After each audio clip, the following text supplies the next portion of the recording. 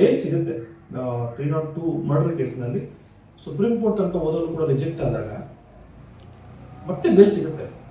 ಯಾವಾಗ ಅಂದಾಗ ಸಂದರ್ಭ ಚೇಂಜ್ ಆಗಬೇಕು. ಏನು ಸಂದರ್ಭ? ಕೇಸಿನ ಸಂದರ್ಭ ಚೇಂಜ್ ಆಗಬೇಕು. ಸಾಕ್ಷಿಗಳೆಲ್ಲ ಮುಗಿದೋಗಿದೆ, ಇನ್ನು ನನ್ನ ಅವಶ್ಯಕತೆ ಜೈಲಿರುವಂಥ ಅವಶ್ಯಕತೆ ಏನೂ ಇಲ್ಲ.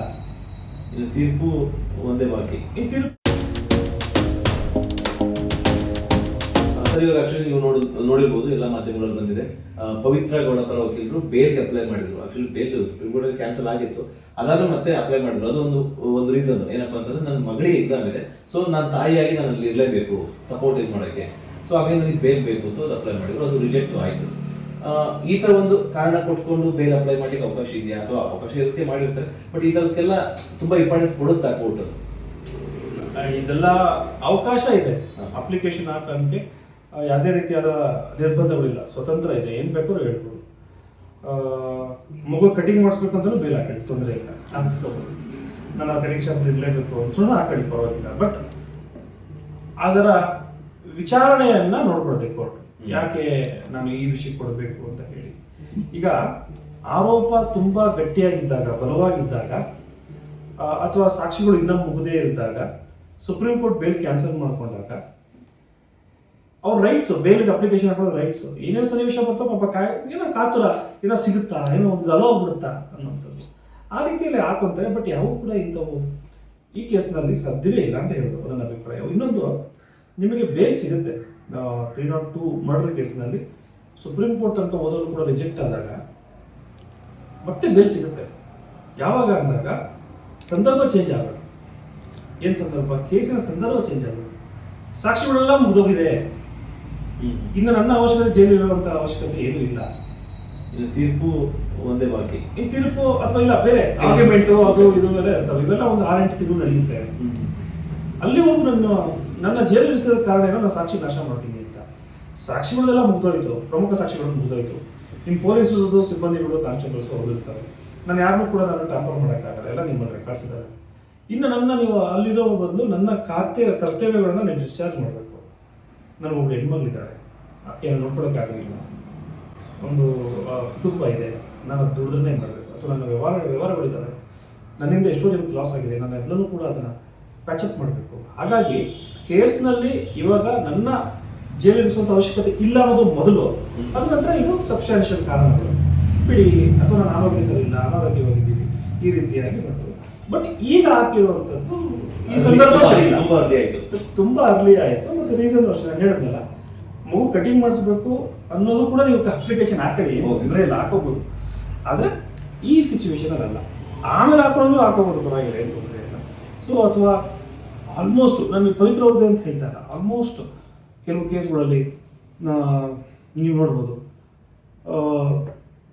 ಗಂಡ ಹೆಂಡತಿನ ಕೊಲೆ ಮಾಡ್ಬಿಟ್ಟು ಹೋಗ್ಬಿಟ್ಟಿರ್ತಾನೆ. ಇಬ್ಬರು ಹೆಣ್ಮಕ್ಳು ಇರ್ತಾರೆ, ಚಿಕ್ಕ ಮಕ್ಳು ಇರ್ತಾರೆ, ಅವರಿಬ್ಬರಿಗೂ. ಈಗ ಆ ಮಕ್ಕಳು ನೋಡ್ಕೊಳ್ಳೋದು, ಆ ಮಕ್ಕಳನ್ನ ಕರ್ಕೊಂಡೋಗಿ ಯಾವುದೋ ಒಂದು ಇದ್ರಲ್ಲಿ ಹಾಕ್ಬಿಟ್ಟಿರ್ತಾರೆ, ಹಾಸ್ಟೆಲಲ್ಲೋ ಗೌರ್ಮೆಂಟ್ ಇದರಲ್ಲೋ ಅಥವಾ ಗೌರ್ಮೆಂಟ್ ಮಕ್ಕಳ ಇದರ ಕಲ್ಯಾಣಕ್ಕೆ ಇದರಲ್ಲಿ ಹಾಕ್ಬಿಡ್ತಾರೆ. ಆಗ 3 ತಿಂಗಳು 4 ತಿಂಗಳಿಗೆಲ್ಲ ನಿಮಗೆ ಆ ಕಾರಣದಲ್ಲಿ ಬೇಲ್ ಕೊಟ್ಬಿಡ್ತಾರೆ, ಯಾಕಂದರೆ ಮಗುಗೋಸ್ಕರ. So this is the humanity, ಇದೆಲ್ಲ ಗ್ರೌಂಡ್ಸು.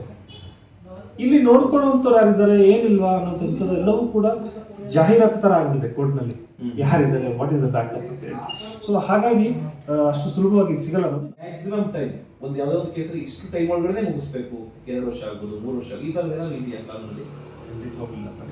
ಯಾವುದೇ ಕೇಸ್ಗಳದ್ದು ಕೂಡ ಇಷ್ಟೇ ವರ್ಷದಲ್ಲಿ ಮುಗಿಯುತ್ತೆ ಅಂತ ಹೇಳೋಕ್ಕಾಗಲ್ಲ. ಈಗ ಯಾವುದೋ ಒಂದು ನಾನು ಕಂಡಂಗೆ ಒಂದು ಡಬಲ್ ಮರ್ಡರ್ ಕೇಸು ಕೆಂಗೇರಿಯಲ್ಲಿ 4 ವರ್ಷ ಆಗುತ್ತೆ. ಯಾವುದೋ ಒಂದು ಪ್ರಜ್ವಲ್ ರೇವಣ್ಣ ಅವ್ರ ಕೇಸು 1 ವರ್ಷದಲ್ಲಿ ಮುಗಿಯುತ್ತೆ. ಸೊ ಏನು ಮಾಡ್ತೀರಿ? ಸೊ ಇವೆಲ್ಲ ಏಕೆ ಅಂದರೆ ಪ್ರಯಾರಿಟಿ ವೈಸ್ ಅನ್ನೋದಕ್ಕಿಂತಲೂ ಕೂಡ ಅದರ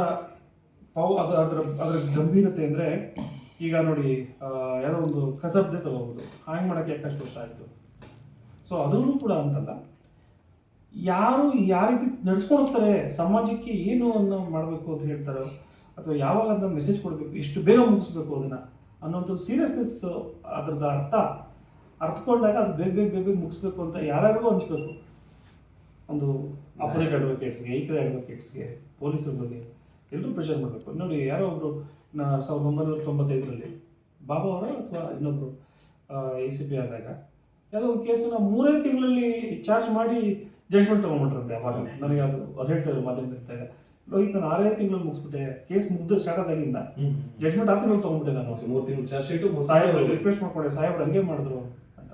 ಹಾಗೆ ಎಲ್ಲವೂ ಕೂಡ ಅದಕ್ಕೆ ಕರೆಕ್ಟಾಗಿ ಸಿಕ್ಕಿದಾಗ ಅದು ಬೇಗ ಮುಗಿಯುತ್ತೆ ಅನ್ನೋದು ನನ್ನ ಅಭಿಪ್ರಾಯ. ಸರಿ, ಯಾಕೆ ಈ ಕ್ವಶನ್ ಕೇಳಿದೆ ಅಂದ್ರೆ, ಕೆಲವೊಂದ್ಸಲ ಈ ಒಂದು 4 ವರ್ಷ ಆಗುತ್ತೆ ಅಂದ್ಕೊಳ್ಳಿ, ಒಂದು ಕೇಸ್ 4 ವರ್ಷ ಆಯ್ತು, 4 ವರ್ಷನೂ ಜೈಲಲ್ಲೇ ಇರ್ತಾರೆ ಅವರು ಆರೋಪಿಗಳು. ಒಂದ್ ವೇಳೆ ಅವಾಗ ಅಕ್ವಿಟ್ ಆಯ್ತು, ಬಟ್ ಆ 4 ವರ್ಷ ಅವರು ಜೈಲು ವಾಸ ಅನುಭವಿಸ್ಬೇಕಾಗತ್ತಲ್ಲ. ಆರೋಪ ಮಾಡಿಸ್ಕೊಂಡೋದಕ್ಕೋಸ್ಕರ ಅದು ಆಗಬೇಕು. ಅದಕ್ಕೆ ಸುಪ್ರೀಂ ಕೋರ್ಟ್ ಒಂದು ಬೇಲನ್ನು ನೀವು ತಗೋಬಹುದು ತ್ವರಿತ ರೀತಿಯಲ್ಲಿ ಅಂತ ಹೇಳಿ ಆ ಎಕ್ಸೆಪ್ಷನಲ್ಲು ಇವೆಲ್ಲವನ್ನು ಕೂಡ ನಿಮಗೆ ಇದು ಮಾಡ್ತು. ಈ ಕೇಸಲ್ಲಿ ಬೇಲ್ ಸಿಕ್ಕಿತ್ತಲ್ಲ, ಬೇಲ್ ಸಿಕ್ಕಿದಾಗ ಆಚೆ ಇದ್ರು, ಬಟ್ ಎಲ್ಲೋ ಒಂದು ಕಡೆ ಸುಪ್ರೀಂ ಕೋರ್ಟ್ಗೆ ಪ್ರಾಸಿಕ್ಯೂಷನ್ ಹೋದಾಗ ಬೇಲ್ ಆಗಿರುವಂಥ ಕಾರಣಗಳು ಸುಳ್ಳಾಯಿತು ಅನ್ನೋದನ್ನ ಸಮಾಜಕ್ಕೆ ಕೆಟ್ಟ ಮೆಸೇಜ್ ಬರುತ್ತೆ, ನ್ಯಾಯಾಲಯದ ಮೇಲೆ ಇರುವಂಥ ನಂಬಿಕೆ ಹೋಗ್ಬಿಡ್ತವೆ, ಇದು ಸರಿಯಲ್ಲ, ಒಪ್ಪನ ಕಾಣ್ತಾ ಇದೆ, ಯಾವುದೇ ಆಪರೇಷನ್ ಆಗಿಲ್ಲ, ಯಾ L1 ಇಲ್ಲ, ಯಾ L2 ಇಲ್ಲ, ಬಂದ ತಕ್ಷಣ ಶೂಟಿಂಗ್ ಸ್ಟಾರ್ಟ್ ಮಾಡ್ಕೊಂತಾರೆ, ಬಂದ ತಕ್ಷಣ ಬ್ಯಾಂಕಾಕ್ ಹೋಗ್ತಾರೆ, ಬಂದ ತಕ್ಷಣ ಇದು ಮಾಡ್ತಾರೆ, ಕ್ಯಾಮ್ರಾ ನೋಡ್ಬೇಕಂದ್ರೆ ಈ ರೀತಿಯಾಗಿ ಮತ್ತೆ ಜೈಲಿನಲ್ಲಿ ಸುಖವಾಗಿದ್ದಾರೆ. ನೋಡಿ ಸರ್, ದರ್ಶನ್ ಒಬ್ಬರೇ ಸಿಗರೇಟ್ ಸೇದಲ್ಲ ಜೈಲಿನಲ್ಲಿ, ಎಷ್ಟು ಒಬ್ಬರೇ ಟೀ ಕುಡಿಯಲ್ಲ ಸರ್.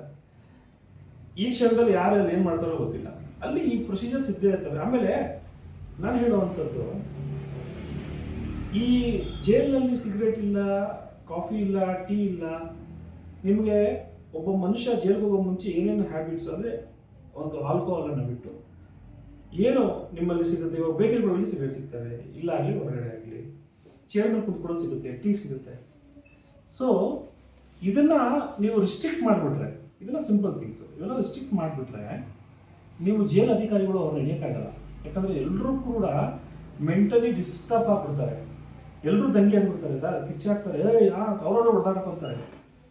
ಸೊ ಅದಕ್ಕೆ ಅವ್ರಿಗೊಂದು ಟಿ ವಿ ಕೊಡುವಂಥದ್ದು, ಬುಕ್ಸ್ಗಳನ್ನ ಕೊಡುವಂಥದ್ದು, ಅಥವಾ ಕೆಲಸ ಕೊಡುವಂಥದ್ದು, ಮೊಬೈಲ್ ಕುಡಿತಾನೆ ಹೇಳೋಲ್ಲ, ಬೇಸಿಕ್ ಥಿಂಗ್ಸ್. ಸೊ ಇವೆಲ್ಲವೂ ಇದ್ದಾಗ ಜೈಲಿನಲ್ಲಿ ಯಾವೂ ಇಲ್ಲ ಅಂದ್ರೆ ಭಾರಿ ಕಷ್ಟ ಆಗ್ಬಿಡ್ತದೆ. ಸೊ ಹಾಗಾಗಿ ಇದ್ರ ಮೇಲೆ, ಬಟ್ ಅದನ್ನು ತೋರಿಸಿರೋದು ಅಂತಂದ್ರೆ ದರ್ಶನ್ ಅವ್ರ ಪ್ರಭಾವ ಏನನ್ನೋದು ಒಂದು ಇಂಪ್ರೆಷನ್ ಪ್ರಾಸಿಕ್ಯೂಷನ್ ಪ್ರೂವ್ ಮಾಡ್ತಾರೆ. ಸೊ ಹಾಗಾಗಿ ಇದು ಕೇಸ್ ಈ ರೀತಿ ಆಯಿತು. ಅವ್ರ ಅಕಸ್ಮಾತ್ ಸುಮ್ಮನೆ ಇದ್ದಿದ್ರೆ ಸರ್, ನನ್ನ ಅಭಿಪ್ರಾಯ ಹೈಕೋರ್ಟ್ಲಿ ಇಂಟ್ರಿಮ್ ಬೇಲ್ ತಗೋದ್ರೆ ಸುಮ್ಮನೆ ಇದ್ದಿದ್ದು ನಾರ್ಮಲ್ ಬೇಲ್ ಆಗಿದ್ರೆ ಇವತ್ತು ಜೈಲಿಗೆ ಹೋಗೋ ಪರಿಸ್ಥಿತಿ ಇರ್ತಿಲ್ಲ ಅನ್ನೋದು ನನ್ನ ಅಭಿಪ್ರಾಯ. ಸರ್, ಈಗ ಒಂದು ವೇಳೆ ನೀವು ಹೇಳಿದಂಗೆ ಕೇಸು ಡಿಲೇ ಆಯಿತು, ಸೊ ತುಂಬ 4-5 ವರ್ಷ ಡಿಲೇ ಆಯಿತು, ಅಥವಾ 2 ವರ್ಷ ಆಯಿತು, ಅದಾದಮೇಲೆ ಮತ್ತೆ ಬೇಗ ಅಪ್ಲೈ ಮಾಡೋ ಅವಕಾಶ ಇದೆಯಾ? ಯಾಕಂದ್ರೆ ತುಂಬ ಡಿಲೇ ಆಗ್ತಿದೆ. ಎನಿ ಟೈಮ್ ನೋಡಿ, ಇವಾಗ ಸಾಂದರ್ಭಿಕ ಸಿಚುವೇಶನ್ಸ್ಗಳು ಚೇಂಜ್ ಆಗುತ್ತೆ. ಇವಾಗ ತಿರ್ಗಾ ಅವರು ಬೇಲ್ ರಿಜೆಕ್ಟ್ ಮಾಡಿರೋದು ಅದಕ್ಕೆ ಒಂದು ಸಾಕ್ಷಿಗಳು ನಾಶ ಆಗ್ಬಿಡ್ತವೆ ಅಂತ ಹೇಳಿ, ಪ್ರಮುಖ ಸಾಕ್ಷಿಗಳ ವಿಚಾರಣೆ ಮುಗಿದ ಮೇಲೆ ಆ ಸಂದರ್ಭ ಚೇಂಜ್ ಆಯಿತು, ಆ ಸ್ಥಿತಿಗತಿ ಚೇಂಜ್ ಆಯಿತು. ಆ ಸ್ಥಿತಿಗತಿಗಳು ಚೇಂಜ್ ಆದಾಗ ಈ ಬೇಲ್ ಅಪ್ಲಿಕೇಶನ್ ಆಗ್ತಾರೆ. ಅಂದರೆ ಆ ಸ್ಥಿತಿಗತಿಗಳೆಲ್ಲ ಚೇಂಜ್ ಆಯಿತು, ಆ ಸಂದರ್ಭ ಮತ್ತೆ ಬರಲ್ಲ, ಸಾಕ್ಷಿಗಳೆಲ್ಲ ಮುಗೀತಲ್ಲ, ಈಗ ನನಗೆ ಬೇಲ್ ಅರ್ಹತೆ ಇದೆ.